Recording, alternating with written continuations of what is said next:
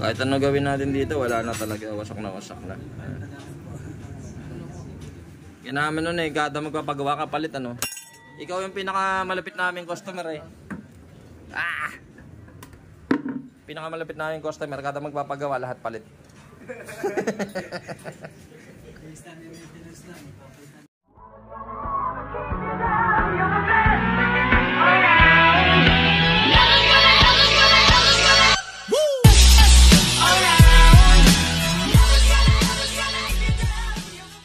Hey gang, papalit lang ng belt na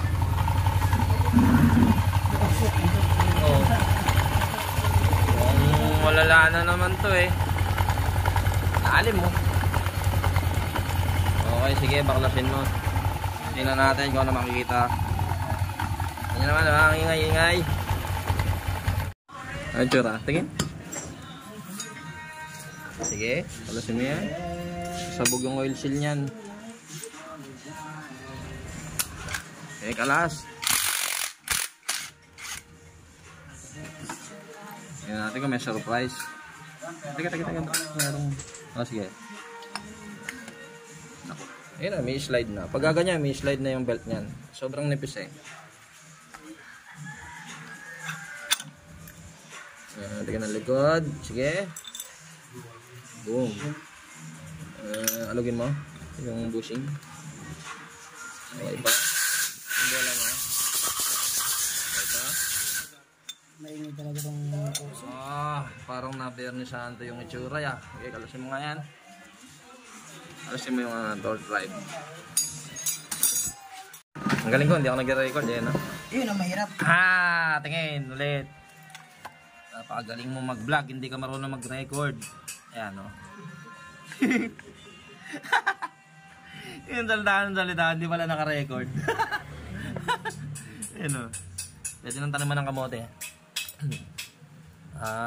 Kulang lang sa maintenance si boss. Kaya ganito. Hindi ka nag-maintenance, no?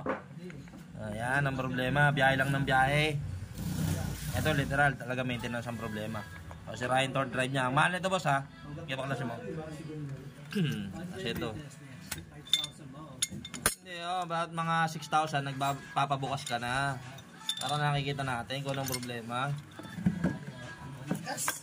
Ayan, so kakalasin muna natin yan. Nakalas din sa wakas. Sa wakas nabaklas din kaso ayun, pudpud na yung loob. So negative na to, papalitan to. Sira din tong kanyang torque drive, yung male sira din. Ang kanyang bell, pwede pa to, linisin lang. Yung belt mo manipis din ng belt. Ito papalitan natin, no? Nalulungkot siya. Kakatawa siya, pero may dala siyang pamalit.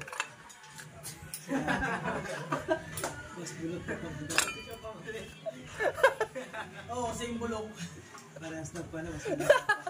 Sira na yung papalitan mo, masira pa yung dala-dala mo, mali pa. Mali pa. Aray ko. Anong gagawin natin dito? Baka sa bakal bote, tanggihan to eh. Tumilagay mo sa sako.